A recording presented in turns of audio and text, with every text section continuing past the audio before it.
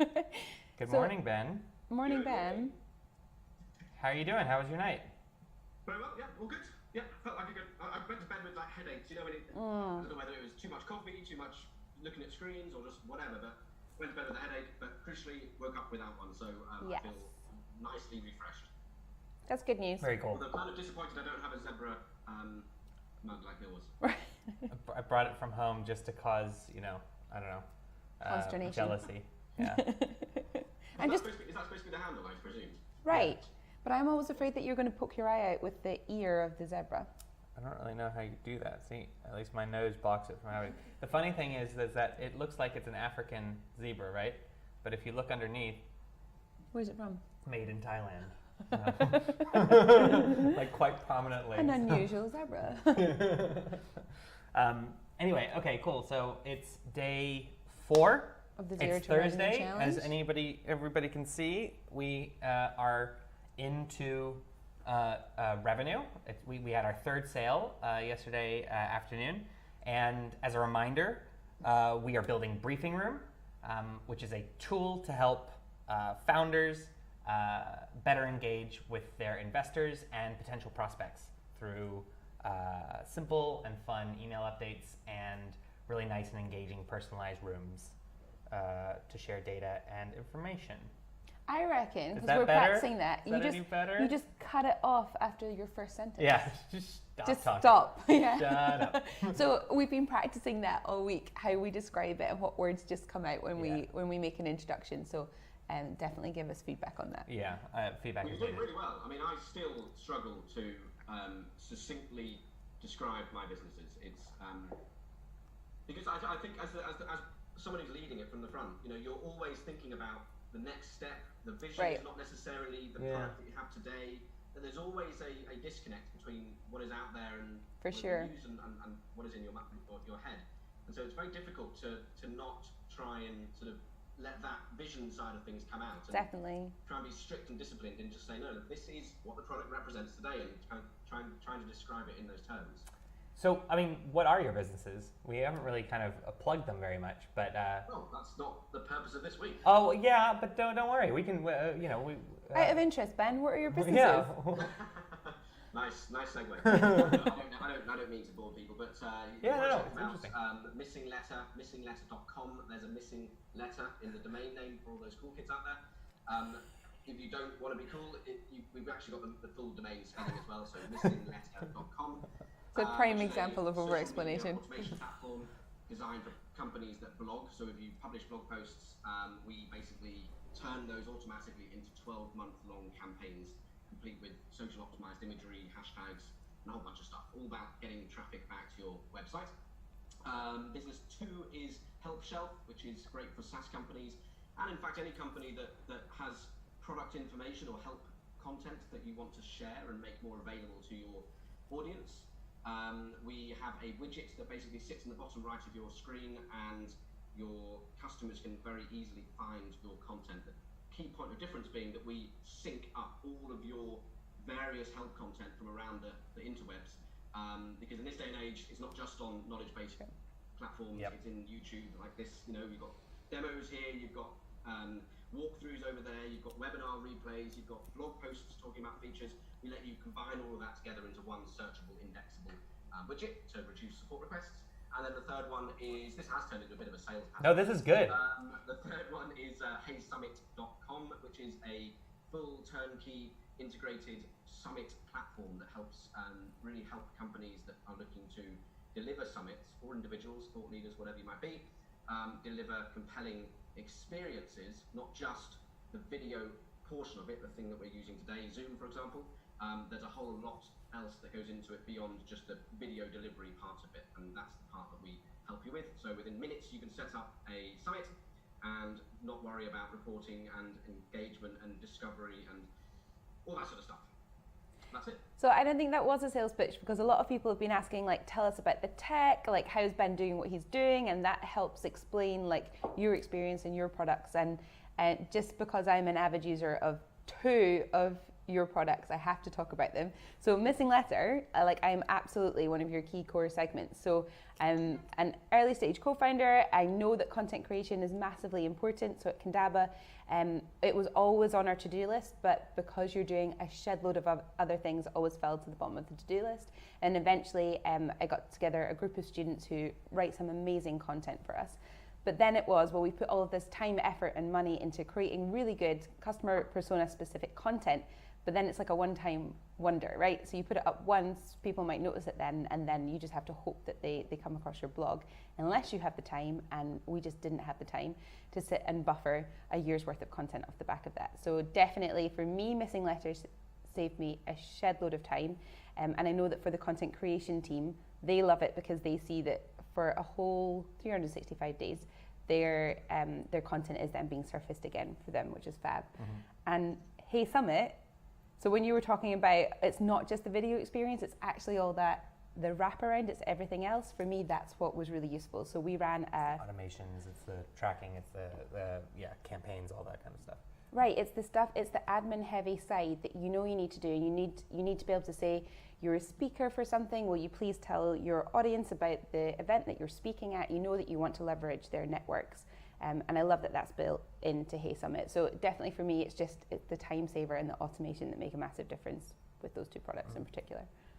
Anyway, I love them. Oh, thank you very much. And I suppose to just sort of bring it back to you guys and the purpose of this week, having those three businesses has enabled me. I've got a team that works with me, of course, from a technical side, but actually the two of those recent ones, Help Shelf and Hey Summit, I ended up just building myself initially, now building a team around it. But the benefits of that is that it's enabled me over time, and from my past experience as well, to just build common technical design patterns and implementation patterns that trying to be sort of efficient, transparent, I suppose. And this week, it's sort of really helped us get a bit of a foothold in some of the technical decisions that have been made this week. So you've probably heard me talk about doing some of the grunt work on the first day, and then database design and sort of getting the standard input-output sort of functionality in place, adding, editing, deleting.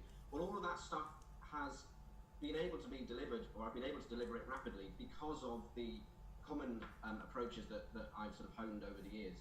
And experience is, there's no shortcuts really. Having that experience and knowing where to spend that time and reusing code in a very real sense really helps you do the common stuff really quickly, giving you more time to work on the USP, the stuff that is unique to the product itself. So that's kind of always been the strategy for this week from a technical standpoint. Exactly. To leverage what we have and focus on what we don't. It's another kind of form of it's a weird thing because it's a constraint in that it means that we should be thinking about it a certain way, but it also means that we can get a heck of a lot more done, or you can get a heck of a lot more done than before. So when we were thinking about ideas, it's not like we were thinking, all right, we're going to make a social network for X, Y, and Z, because that wouldn't there probably isn't any purpose to do it. But also from a technical standpoint, that it means that we would be able to get less achieved during the week. And so the without your previous experience with your other businesses, the things that you were able to do in the first 2 days, it would have probably taken quite a bit longer. I mean, that would have probably been the whole week, right? If you really wanted to get all of that stuff done and working from scratch. Yeah, certainly I have spent multiple weeks doing months. What you've got now as a code base is stuff that has, if you add it all up, taken me many weeks and months to sort of craft. And that's just the reality of technical debt, but also technical assets as well on the flip side of it, and the benefits that you have through that sort of approach. Yeah. But it's I mean, and you were just alluding to the sort of the ideation process that you guys are working through, because obviously this is your idea that you're looking to sort of visualize and bring to reality. And I've a couple of times had to sort of say to you, well, that's great that you want this, but this is actually how we're going to do it. Yeah. That's not tough love. That's just trying to sort of say, well, look, we do have this constraint. Yeah, exactly. And so a good example would be, I mean, this might not be an exact thing that you brought to me, but it's a good example to sort of highlight the situation here, where if you go into the system, you can see a list of updates. Now that list of updates initially or currently is just a table view. Yep. You can export, you can, it's got nice columns and it looks nice enough, but it is still just a table. Now ultimately, with my product hat on, you would want to do something a bit more beautiful with that. Maybe have little boxes that sort of, have little, highlight some of the key activity within each of those updates, as a real way of showing it through. But at some point, you've got to say, we're not building the ultimate vision here.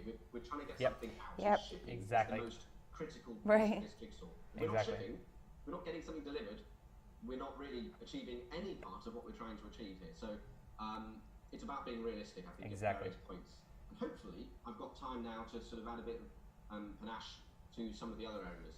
Cool. So, what does that panache look like? Marching swiftly on, moving swiftly on. Tell us about the panache. What are your plans for today? Did you work on anything else last night? No, I think when we spoke last night, I decided to call it a night. I basically achieved what I set out to do yesterday. So I think there's a lesson there. Don't burn the midnight oil if you don't have to. Exactly.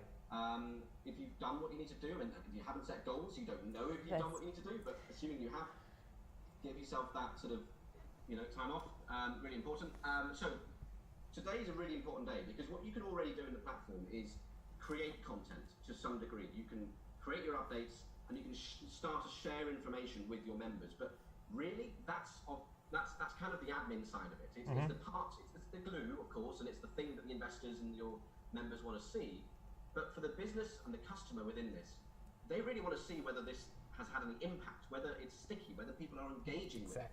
Are your audience, your investors, what's the point of it all? Caring to read what you put out to them, and that's what today is about. Tracking and aggregating that data. I said yesterday, we've got open rates, click rates, and view rates, as well as an engagement score that we'll be building, and then reporting on that, so we can actually show, how impactful and effective the content is that these guys are sharing. So, what does that mean in terms of what we're going to try and what you're going to try and get it to look like by the end of the day? So what should we be able to do? So I suppose tangible, a lot of that is behind the scenes, pixel tracking and just sort of storing the clicks and the tracks and blah, blah, blah, blah. In terms of what should be visualized on there, I think on a basic level, part of it I'm kind of working out as we go along, I suppose. But at the very least, there will be a couple of graphs that show clicks over time, or clicks or views or a combination of those. So you can see, over the last 3 months, how have those clicks risen? Have they maintained? And obviously this is entirely dependent on the frequency with which you publish updates. If you do one every 3 months, you're probably going to get a spike and then it's going to drop off because you're not sending anything out. But that in itself will hopefully serve as a bit of a gamification device to encourage people to do things. So there'll be a graph or two at various points in the system. We spoke about yesterday about having different layers where these aggregated points of data are going to sit. So at the company level, the room level, the update level, and also the member level to report on these various engagement metrics. So we'll have graphs that will report that, probably a couple of progress bar style things as well, possibly a star rating system. I'm not quite sure yet the best way to visualize the engagement aspect. So maybe star, maybe dots, may just do it as a number for now. Obviously the number being the most obvious MVP of that feature. It is fundamentally a number, so I will probably start with that, and then as the day progresses, think about whether it will benefit from something more visual. But yeah, that's basically a couple of graphs, couple of progress bars, couple of numbers, but kind of just beautifying a little bit. Those tables I spoke about, they will probably be topped with a couple of graphs, so it won't just be a page with tables. Cool. All right. And is there anything that you're particularly worried about or concerned about? Maybe how long it'll take? No. All pretty good there. All right. Well, what do you focus on today? So today we have a couple of people in for live chats. So that's going to be really good fun getting stuck in to the details with them. And then in terms of my deliverables, I am going to be setting up a user test group for tomorrow. So just trying to get people in the diary to come along or remotely test the product. And then my other deliverable is tomorrow I'm going to run through our fully fledged plan for when and how we'll launch on Product Hunt. So I want to get that fleshed out and documented today. Cool. All right. Awesome. So for me, I've gotten some feedback on my accelerator outreach. I'm gonna also try and get a little bit more on that. I'm up to about 10, only about 10 contact details, so I want to hit that, get that number to about 50, and start sending them off today. Yeah, that's what I'm going to be focused on, aside from the various kind of chats that we're having. And yeah, that's what we're focused on. So I think, Ben, to free you, that's probably us for stand-up, and we will have a wee chat just now and run through the schedule. But just a reminder to everyone who's watching, we are going to be doing a check-in at the end of the day and talk about the tools that we're using and answer any questions. So if you had questions about, what are examples, how we set up the interviews and calendar invites, how we pre-recorded, how we've been using the schedule, what else might we have done? Yeah, the live streaming information, the product tracking that we're using, anything. Yeah, just ask us the anything. Green screen stuff. Yeah, we will be talking through. That's a good point, actually. Sorry, Alan. It's not a green screen. Yeah, any tools that you want to ask us about, we'll be running through that later on today. Okay, well, thanks very much, Ben. Cheers, Ben. Well, for later, but I'm curious at some point to discuss with you, how are you guys going to feel, or how do you expect to feel this time next week or on Monday? You know, because there's a real, I mean, I know you've spoken already about, energy levels sort of ebbing and flowing as they invariably will in situations like this. It's very intense. But with that comes a real sense of purpose and joy in, turning up and having a role to play, being on camera and interviewing people, and there's a real sort of cadence to it, I suppose. Do you think you're going to feel a bit lost next week? No. I'm very much looking forward to certainly having the product out there, but also not having to do a lot of like the admin around this kind of production. And so we'll have something that we'll be able to show to try and show what we mean when we say X, Y, and Z. And so I'm really looking forward to being able to say, oh yeah, we built this thing in a week, so go off and check it out, and we have a little video about it. But now go and use it because you can, and it works. And then trying to run experiments in terms of how best to sell that, because I feel like I'm worried about saying things right now, which I know that we shouldn't be worried about it, but worry about mass emailing people or emailing potential people to use it because they can't use it yet. And I know that that's something that's just it's limiting. It's a limiting thing, but it's a personal thing. But after this week, I think my headspace will be a lot better for that. I didn't really quite anticipate that I wouldn't have enough headspace for that this week, but. But it's that makes sense. I mean, there isn't anything there yet for people to use, so it does add complexity to the whole. What are you talking about? How do you sell it? In a very basic level. Yeah, exactly. But when you're talking about purpose and drive, the fact, every time I go in and see what Briefing Room is looking like that's giving me more purpose. Or yesterday during the teardown, one of our guests just offhandedly said, "Oh, I'm working on this X, Y, and Z, and I guess this is how I would do it for if I was using this." Little things like that. Even though Danae, you were probably being just nice. That's really interesting because it was a use case that I hadn't thought of, and so I find that kind of stuff really interesting. So yeah. Anyway, I think it's interesting the way that you framed that, Ben, and I'm sure for some people the roller coaster would be the high of being live and then maybe a dip afterwards, and potentially just with the draining of being tired we might feel that. But I know that this week has been it's pretty vulnerable. We've had to put ourselves out there, and the thing that I expect... You don't want to be vulnerable every week. Not every week, exactly. Every week. So I think... every day. I think that's what I'm looking forward to about next week is the experience of going through something means, for me anyway, you shore up the ability to talk about that. And I know that we've kind of framed this whole week as pulling back the curtain on the reality of startup life. But next week we'll be able to do what everybody always does, which is we're going to look back, we're going to reflect, and we're going to describe the story in a certain way with the hindsight that we've had. And I think for me that's going to give me the confidence of, we'll start describing, we'll start knowing Briefing Room is what came out of this incredible 1 week project, and we'll be able to create that narrative. And I'm looking forward to being in that space because I definitely like having gone through a painful, challenging, difficult, vulnerable, exciting experience to be able to kind of shore that story up that's going to give me a really strong basis. And so I feel like I'll have much more confidence next week in how we kind of go about telling that story and sharing it.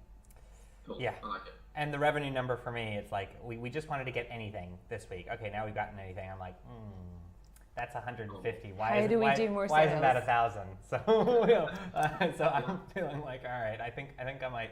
I don't know what this whole numbers based I don't know, goal setting is going to do for me in terms of the rest of the week. But well, and that's interesting in itself. What did we at the beginning of the week think success would look like? Yeah. What did we then feel midweek? And in retrospect, so once we've had a week under our belt, 1 week clear of it, I wonder if we'll like notice more things we want to pick apart, or if we'll be like, no, actually, like we achieved quite a lot, and that will be an interesting thing.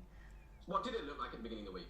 Did you have a number pinned to it? Did you think, well, if we just make one sale, that's we're really happy with that? So what were you thinking? technically, it was the revenue, just zero to revenue. But like, any revenue internally, like I don't know, in terms of like on the podcast when we were talking about what success looks like, I said I'd love for us to have 10 customers signed up. So not necessarily paying us, but signed up with the trial of like people who are actually interested in using it. So I haven't reached that yet.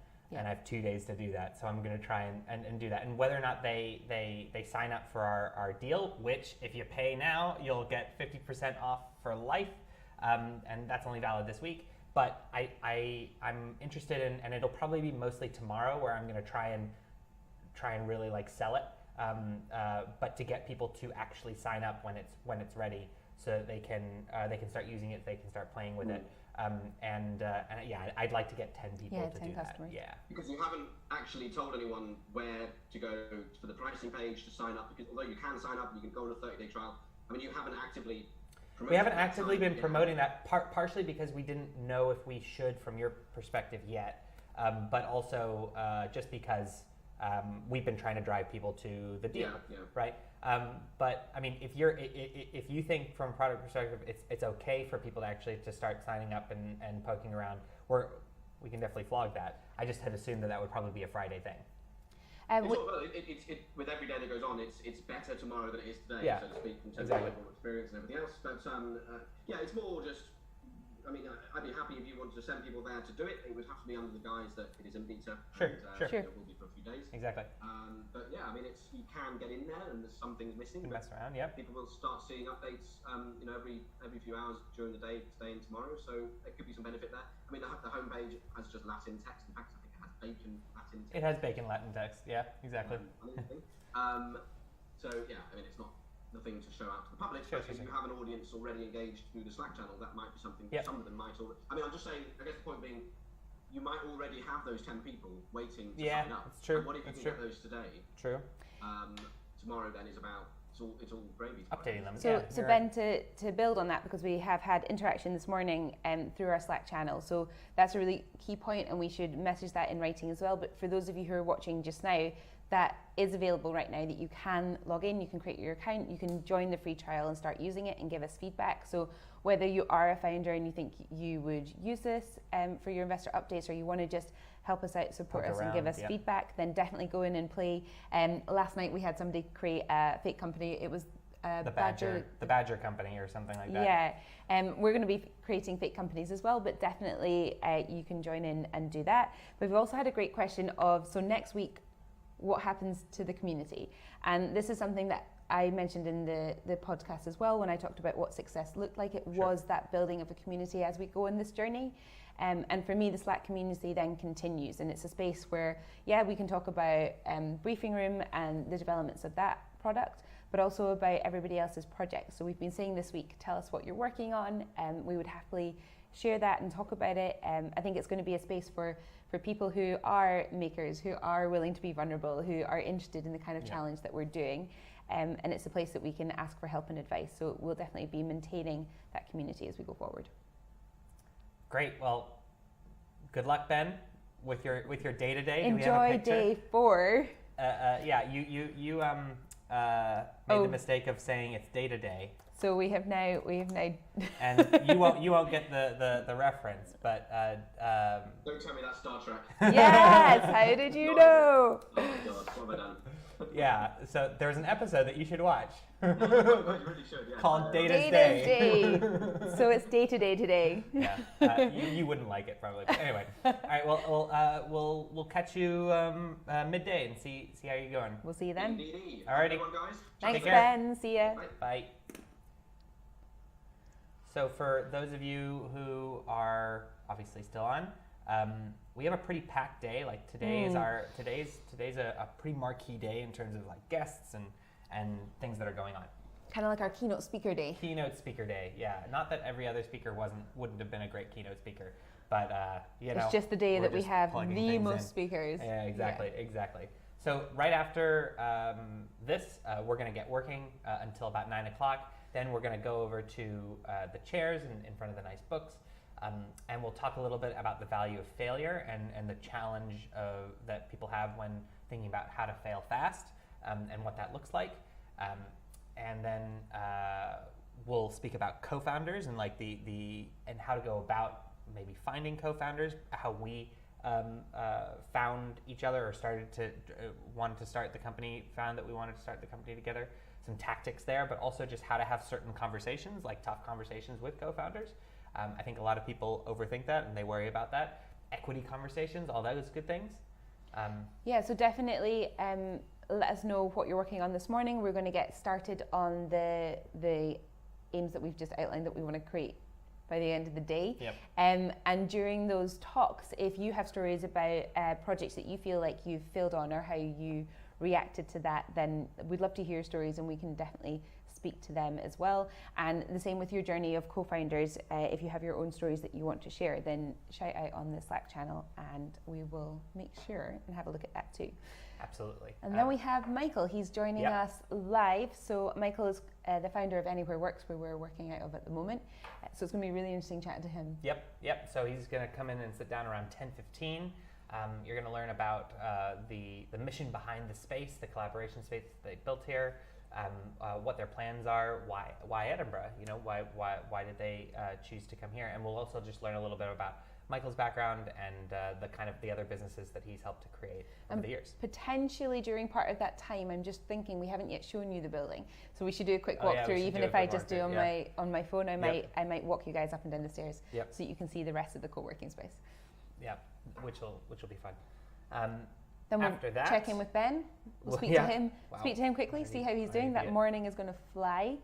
And then we're diving into a full afternoon of talks, and that starts with Shiza. Yeah, so Shiza Shah, I spoke with her. She's building this, or she has built this amazing crowdfunding platform for companies that are doing good, and it's called the Up Effect. And what's interesting about her business is that she's built this business without any investment or grant funding.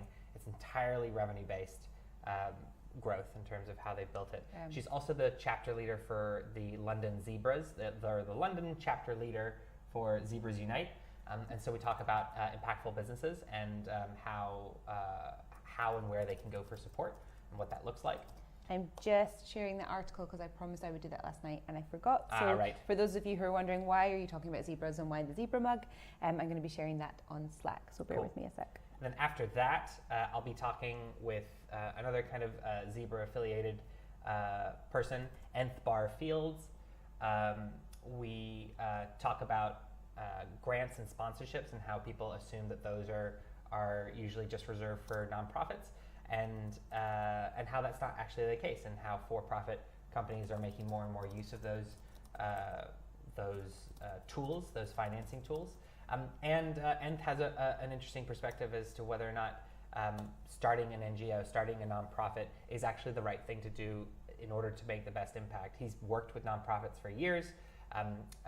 In terms of helping them fundraise and secure funds, and his experience has kind of led him to a change in thought process, not just for the funding potential, but in terms of making an overall impact. And so it's a really interesting conversation. And so if you're interested in starting something, but you don't know whether or not you should start a nonprofit, a social enterprise, or a for-profit company, that's really interesting. One to listen in on, and it's also important that it doesn't really It doesn't matter what. It doesn't matter where you're in, right? where you are, even though Nth is going to be beaming in from Texas. A lot of this advice is relevant to wherever you call home.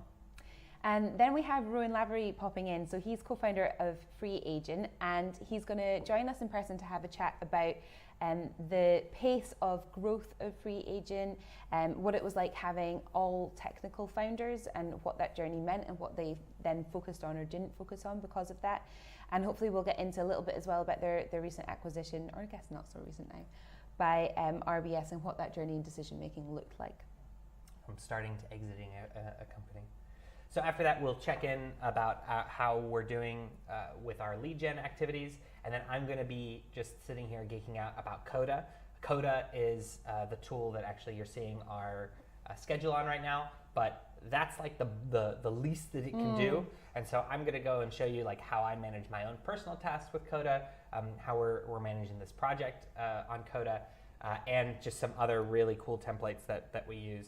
And how you can maybe use Coda to build a business, and some little tips and tricks that you can use to get started. And if you are hearing Gail talk and thinking, oh, he is just like me, I love to go in and play with new tools, then Coda's Makers Festival is maybe one to check out. I was on Product Hunt yesterday doing part of my research, and it is all over Product Hunt at the moment.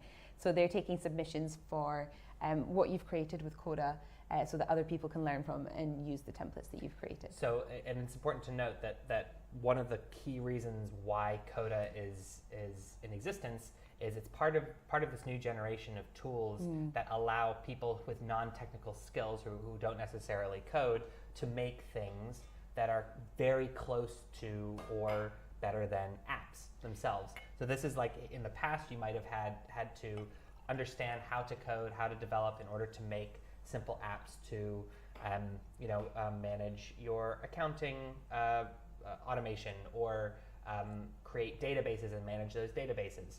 And with things like Coda, you don't necessarily need to do that anymore. It's more advanced than a spreadsheet, or there's more options than a spreadsheet. But you have to maybe learn a few formulas. But you can create buttons, you can create integrations, you can make forms that then do make something happen inside the app. And so this Maker Festival is actually designed for people who don't know how to code, but who want to still make something with tools that exist out there. And so I'll actually show you an example of an app that I've made, because I don't know how to code, entirely through services that we've been talking about all week. And in terms of why you might do that, we were speaking yesterday about MVPs and why you wouldn't necessarily jump into the deep end and say, I know that there's a need and I'm going to build this app and I'm going to pay somebody to build it if you're non-technical. Sure. What a brilliant starting point to be able to create something yourself, test the use case for it, and then see what the need is. So after geeking out on Coda, I'll be talking with a prolific maker, Josh Pigford, about failure. It's a bit of a theme, I guess, a running theme today. So Josh is the founder and the CEO of Baremetrics. And if you don't know Baremetrics, you should definitely check it out. And if you run a SaaS company or you're interested in running a SaaS company, you probably know about Baremetrics already. But Josh and his team were making a new product. They launched it, and then within about 30 days, they decided to call it quits. Like that it wasn't worth pursuing. So we just talk about the thought process through that, and how his background as a maker, and doing a lot of projects and then moving on from projects that don't fill him with excitement anymore, or that aren't relevant, that aren't hitting those kind of KPIs that he thought at the beginning, they aren't worth spending a lot of mental energy on. And so that's just a really interesting conversation. It's like the Marie Kondo effect. Does it fill me with joy? This project doesn't. Next. I'm interested to see what Josh would think about Marie Kondo. We should tweet him. A question came up today. Then it's two conversations with two incredibly influential investors. So first, I talk with Monique. You can check her out at monique.vc. She's an early stage investor and partner at a few venture firms. She's also the founder of Black Founders. She's based out in the Bay Area, but one of the things that she places a high importance on is travel. So she travels to look for different companies or companies coming out of different ecosystems. And that's how we've met her, because Exactly. she came over to She visit came over Scotland. here, and she met us over here. But she also does some really interesting work scouting for companies in sub-Saharan Africa, and so we talk a little bit about that, and also just what good looks like from the standpoint of a very early stage investor. Then after that, talk with another investor, Elizabeth Yin, who chances are, if you have been doing a lot of reading about VC and venture firms, you've probably come across Elizabeth Yin's writings. She also runs a micro VC, what she calls a micro VC, which is Hustle Fund, and that's really interesting as well. So if you don't know whether or not your type of funding, you're going to be looking for angels or VCs, there's this third option that's like a micro VC, and so you can learn a bit about what that's about, and again, what she looks for in a company. Whew. After that, I go back and talk with Cortland Allen.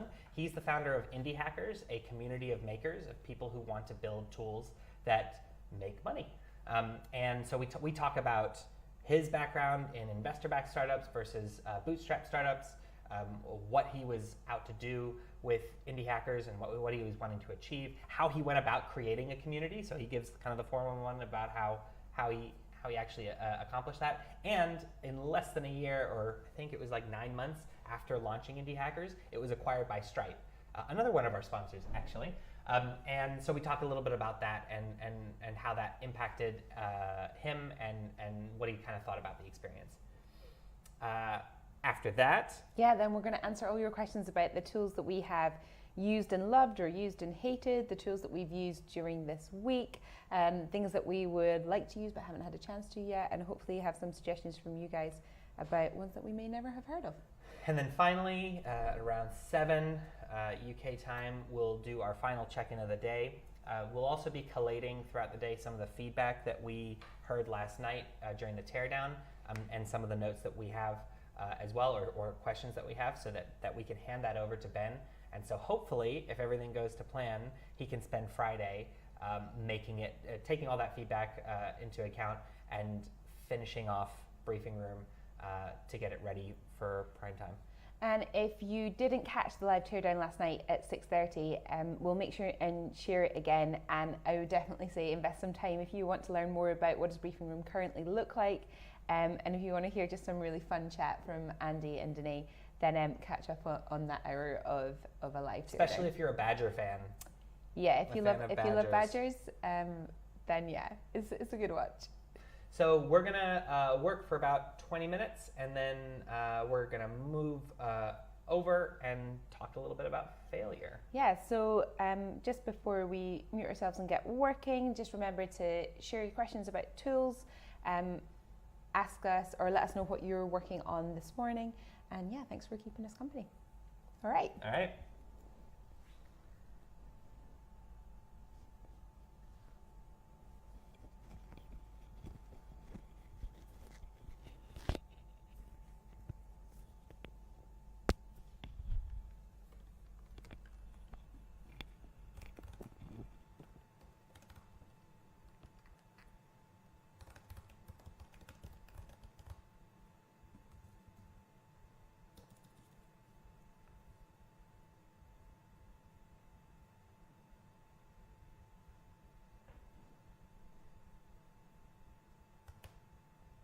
Share the